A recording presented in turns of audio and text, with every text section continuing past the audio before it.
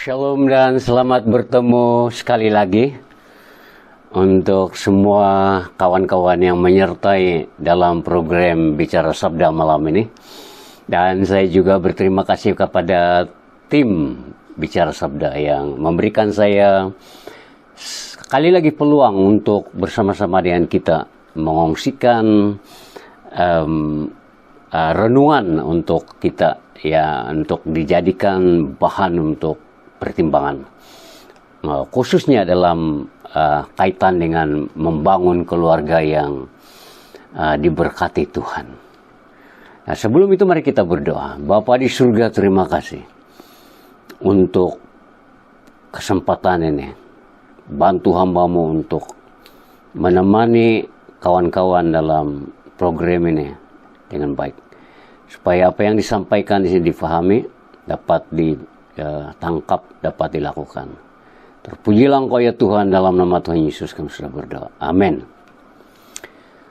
Saudara, tema yang saya ingin kongsikan kepada kita semua pada malam hari ini adalah membangun keluarga yang diberkati. Dasar keluarga negara mengatakan bahwa keluarga adalah sebuah unit asas sosial yang membekalkan sumber manusia untuk pembangunan serta menjamin kesinambungan insan sebagai generasi akan datang. Mengikut peruntukan dalam Deklarasi Hak Asasi Manusia Sejagat tahun 1948, institusi keluarga adalah satu unit terpenting dalam masyarakat. Saya ulangi ini. Institusi keluarga adalah satu unit terpenting dalam masyarakat. Sehubungan itu adalah wajar institusi keluarga diberi perlindungan dalam masyarakat dan kerajaan. Justru institusi keluarga perlu diperkukuh, diperkaya, dan diperkasakan dengan ilmu, pengetahuan, dan kemahiran yang terkini. Oleh itu saya berdoa dan juga berharap supaya perkongsian yang malam ini yang saya sampaikan ini akan sedikit sebanyak membantu memperkukuhkan, memperkaya, dan memperkasakan keluarga kita. Kalau kita rujuk di dalam Alkitab, apa yang dimaksudkan dengan keluarga yang diberkati, kita dapat melihat bahwa keluarga yang ideal menurut Alkitab adalah keluarga yang dimana di dalamnya dipimpin oleh ketua keluarga yang Tuhannya adalah Yesus, dipenuhi oleh Roh Kudus dan sentiasa berharap kepada Tuhan, serta saling membangun di dalam keluarga. Keluarga disebut diberkati bila setiap anggota keluarga hidup dalam takut akan Tuhan. James Dobson mengadakan penelitian terhadap 600 orang. Dan dia telah menemukan bahwa salah satu rahasia untuk menjaga kekokohan sebuah keluarga Kristen adalah berpusat kepada Kristus. Sebaliknya, keluarga yang tidak diberkati adalah orang yang hanya menuruti jalannya sendiri. Alkitab mengajarkan bahwa kemakmuran keluarga kita bergantung pada berkat Allah, dan bahwa satu-satunya cara untuk memperoleh berkat yang membuat keluarga kita kuat dan diberkati adalah hidup takut dan taat kepada Allah. Memberkati atau diberkati berarti mengenali kehadiran Tuhan yang penuh kasih dan meneruskan berkat itu. Nah, kalau kita perhatikan rancangan Allah dari awal, ketika dia membentuk keluarga yang pertama, waktu dia membangun keluarga yang pertama, dia sendiri atau Allah sendiri memang mau memberkati keluarga. Kalau kita rujuk dalam Kejadian 1:28, Allah memberkati mereka. Lalu Allah berfirman kepada mereka, beranak cuculah dan bertambah banyak. Penuhilah bumi dan taklukkanlah itu. Berkuasalah atas ikan-ikan di laut dan burung-burung di udara. Dan atas segala binatang yang merayap di bumi. Jadi sebelum suami istri itu diperintah untuk beranak cucu dan memenuhi bertambah banyak, Allah memberkati mereka dahulu.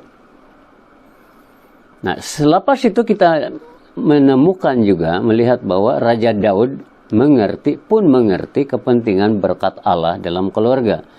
Dalam 2 Samuel 7 ayat 29, kiranya engkau sekarang berkenan memberkati keluarga hambamu ini, supaya tetap ada di hadapanmu untuk selama-lamanya. Sebab, ya Tuhan Allah, engkau sendirilah yang berfirman, oleh karena berkat-Mu, keluarga hambamu ini diberkati untuk selama-lamanya.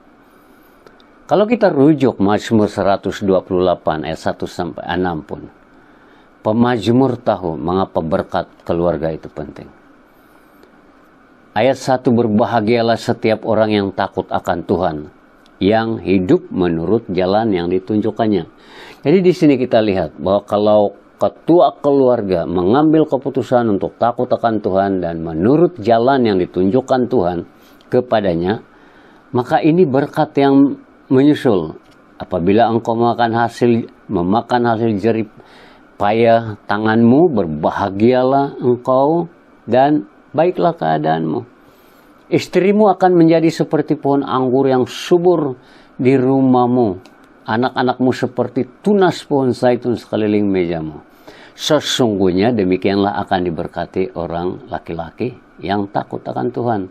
Kiranya Tuhan memberkati engkau dari Sion, supaya engkau melihat kebahagiaan Yerusalem seumur hidupmu. So, Tuhan memberkati kita ketika kita takut akan Tuhan dan menurut jalan yang ditunjukkannya.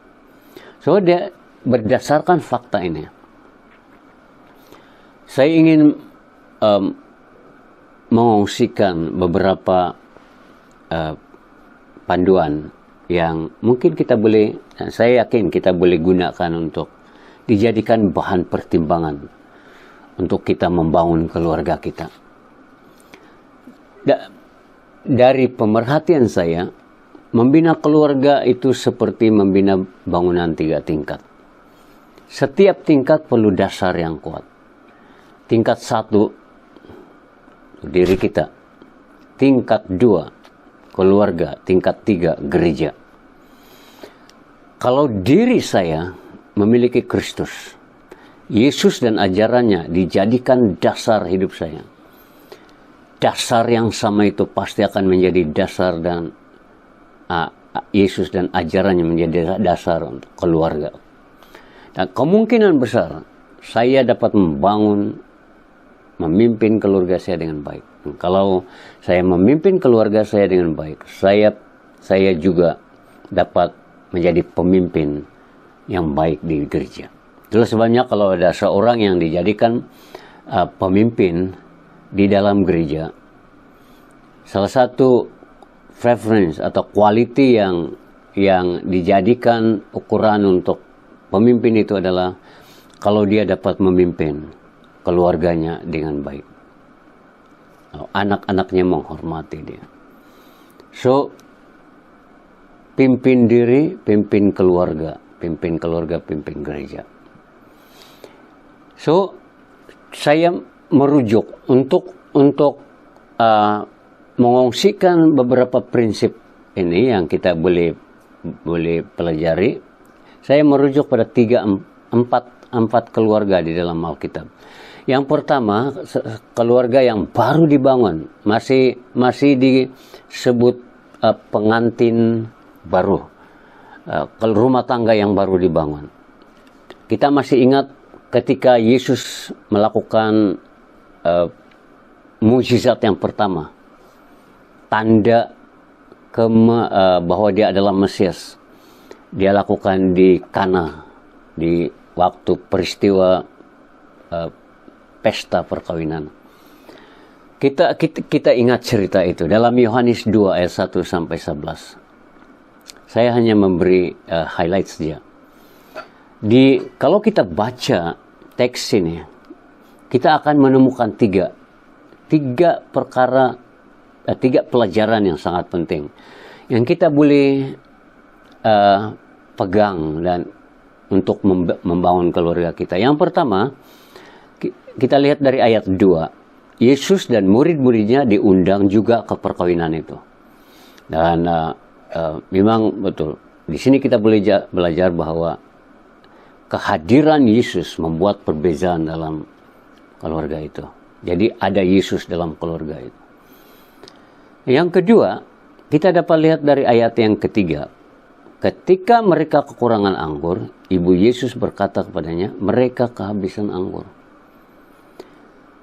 Pada hari ketiga dari perayaan itu, minuman mereka sudah habis. Kalau keluarga ini ikut tradisi Yahudi untuk tiap kali ada perkawinan, mereka guna 7 hari untuk celebrate perkawinan itu. Nah, ini baru ke 3 hari. Mereka kehabisan air anggur. Nah, kalau ada masalah begini, sepatutnya yang dicari adalah organizer itu ya, atau yang koordinator atau pengurus pesta itu. Tapi Maria pergi cari Yesus. Dipercaya bahwa keluarga yang pengantin baru ini ada kaitan dengan Maria. Jadi Maria bagi pihak mereka, dia pergi cari Yesus. Dan dia berkata mereka kehabisan anggur. So, dia cari Yesus. Jadi kita boleh belajar di sini bahwa dalam konteks keluarga kita ada permohonan, ada permintaan. Atau kalau secara rohani ada doa. Ada doa dan permohonan dalam keluarga itu.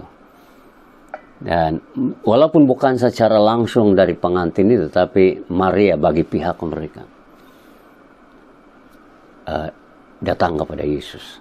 Dan yang ketiga adalah kita dapat lihat di ayat yang kelima. Tetapi ibu Yesus berkata kepada pelayan-pelayan, apa yang dikatakan kepadamu, buatlah itu. Sebenarnya Yesus berkata, kenapa cari saya? Belum waktu untuk saya melakukan sesuatu. Tapi Maria tahu hati Yesus. Terus sebabnya dia beritahu pelayan-pelayan, apa yang dikatakan kepadamu, buatlah itu. Jadi akhirnya kita melihat bahwa ada 6 tempayan di situ yang diisi dengan air biasa.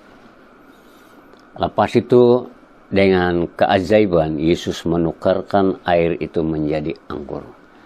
Akhirnya 6 tempayan itu penuh dengan anggur, air anggur. Sekitar 480 hingga 720 liter. Nah, saudara, ini penting untuk kita belajar dalam konteks keluarga kita.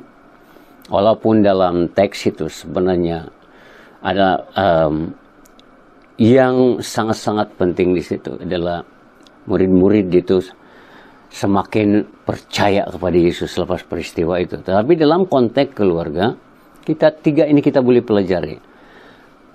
Menghadirkan Yesus di dalam keluarga kita, ada doa dan permohonan dalam keluarga kita, dan ada ketaatan di dalam keluarga.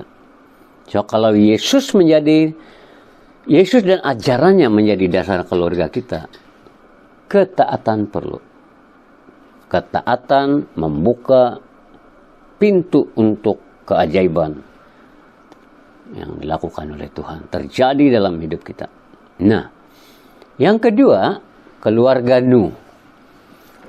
Kejadian 6 ayat 7 hingga 8, ayat 7, berfirmanlah Tuhan, aku akan menghapuskan manusia yang telah kuciptakan itu dari muka bumi.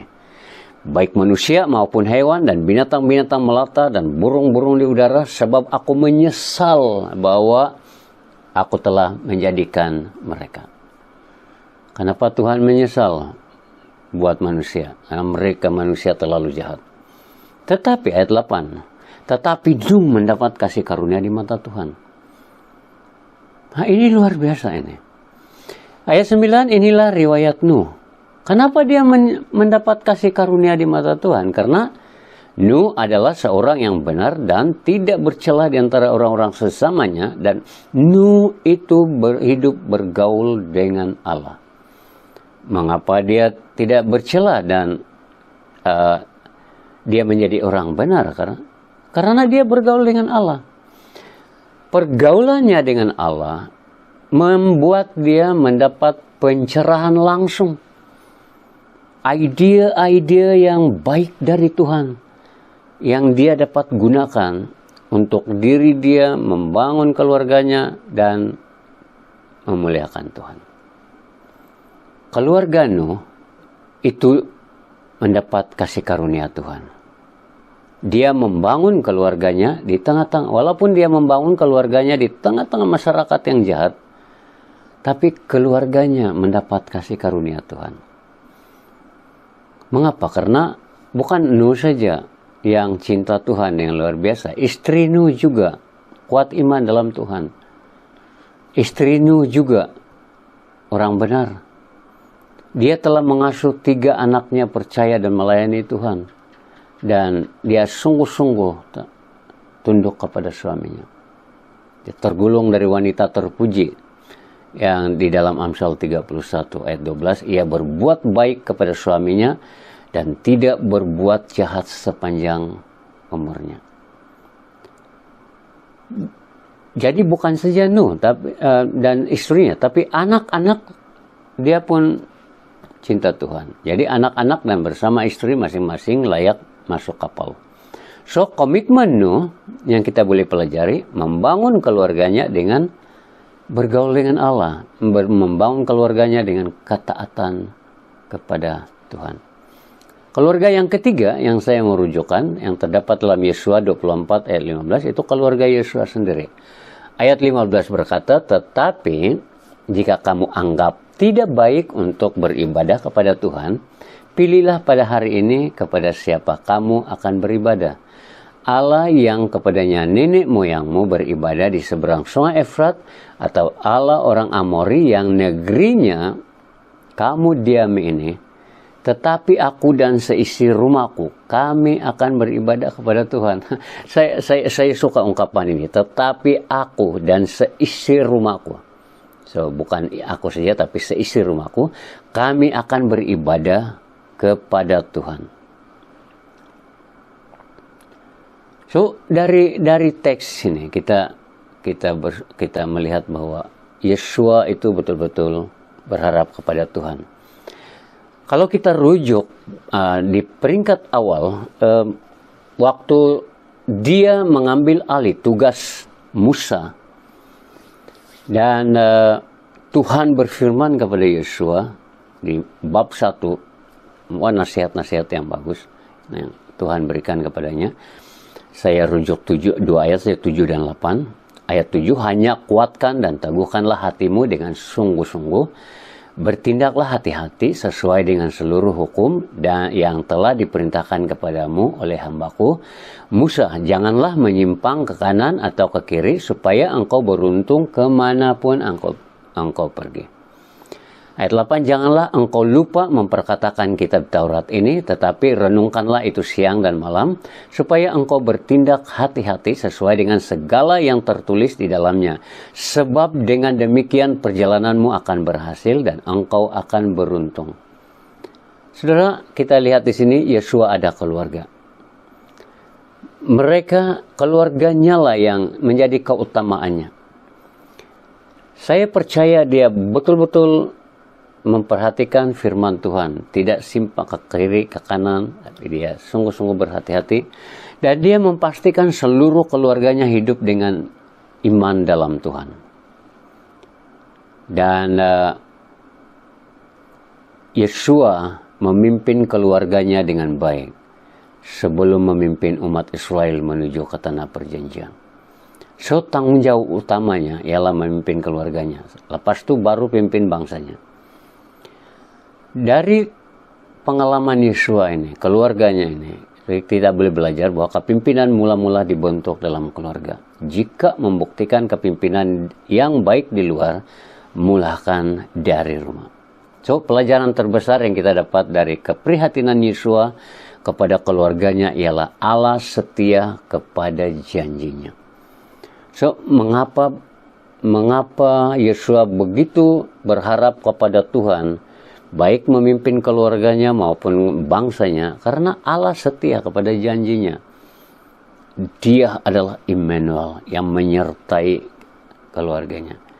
So, kalau kita lihat, nah, betul-betul keluarga Yesua, seluruh keluarganya terlibat dalam menyempurnakan misi penebusan yang dimulakan oleh Musa ketika membebaskan umat Tuhan dari Mesir. So, komitmen Yesua adalah sekali Tuhan, Tuhanlah selama-lamanya. So, ini penting untuk bagi setiap suami maupun istri dan anak-anak, sekali Tuhan, Tuhanlah selama-lamanya. Nah, yang terakhir, yaitu yang terdapat dalam Kisah Rasul 6 ayat 3 hingga 5, yaitu keluarga Filipus.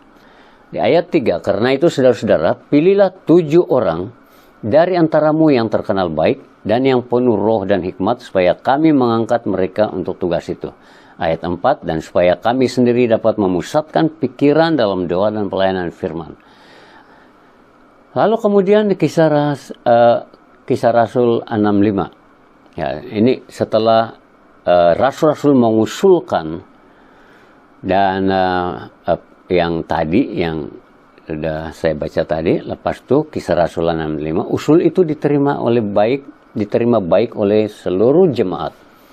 Lalu mereka memilih Stefanus, seorang yang penuh roh iman dan roh kudus, dan Filipus, Prokorus, Nikanor, Timon, Parmenas, dan Nikolaus, seorang penganut agama Yahudi dari Antioquia. Nah, kita lihat kita fokus dan zoom kepada Filipus, keluarga Filipus. Ya, satu yang saya pelajari dari Filipus, keluarga Filipus dan Filipus sendiri adalah Filipus tidak mengabaikan keluarganya. Dia salah satu pemimpin yang dipilih untuk mengurus hal ehwal masyarakat Kristen yang miskin di Yerusalem. Dan tetapi dia tidak membatasi dirinya dengan pelayanan itu saja. Dia pergi memberitakan Injil di tanah Samaria dan menjadi revivalist di sana. Terjadi kebangunan rohani di situ. Dan dia juga menjelaskan Injil dan membaptis seorang sida-sida yang berasal dari negeri Ethiopia semasa berada di Gaza. Dan telah diyakini bahwa sida-sida inilah yang memulakan gereja di Ethiopia. Kemudian dalam konteks keluarga ada satu yang menarik di Kisah Rasul 21 ayat 9. Penulis Lukas ini, dia memuatkan ini di satu ayat saja. Kisah Rasul 21:9, Filipus mempunyai 4 anak darah yang beroleh karunia untuk bernubuat. Oh, saya percaya bahwa dia dan istrinya dan anak-anaknya ikut melayani Tuhan. Dan Filipus pun tahu bahwa keberhasilan yang terbesar bermula dari rumah. So, komitmen Filipus adalah pelayanan dan kerja yang saya lakukan dengan sungguh-sungguh, tetapi keluargaku tidak kuabaikan. Artinya, sebagai deacon, pelayan bertugas mengurus kebajikan orang Kristen yang miskin di Yerusalem pada masa itu, tapi dia pun ada pelayanan yang besar yang lain.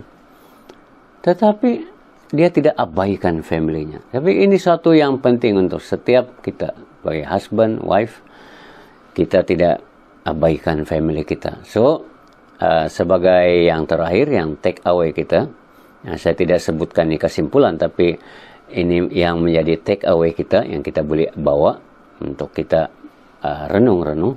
renungkan dan lakukan. Jadi yang pertama, jadikan Yesus dan ajarannya sebagai dasar keluarga. Yang kedua, dengan pertolongan Roh Kudus, berusahalah supaya menjadi suami yang baik, menjadi istri yang baik, menjadi anak yang baik.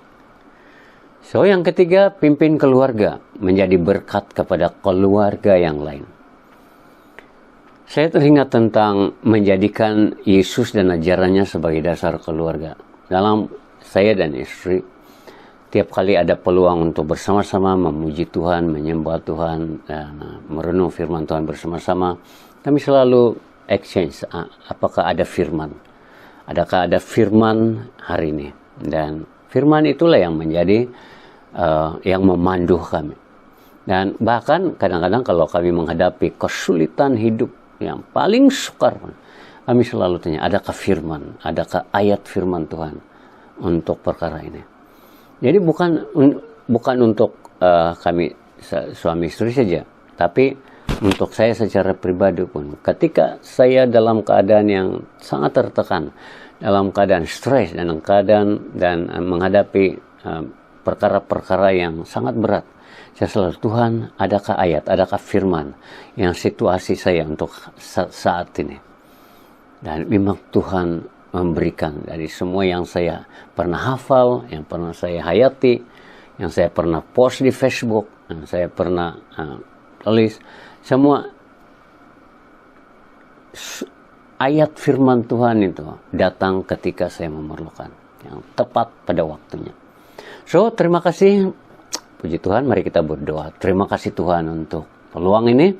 Kiranya apa yang sudah kami dengar ini menjadi dorongan, menjadi berkat bagi kami, dan mendorong kami untuk terus menghargai keluarga yang Engkau berikan kepada kami. Terpujilah Engkau ya Tuhan.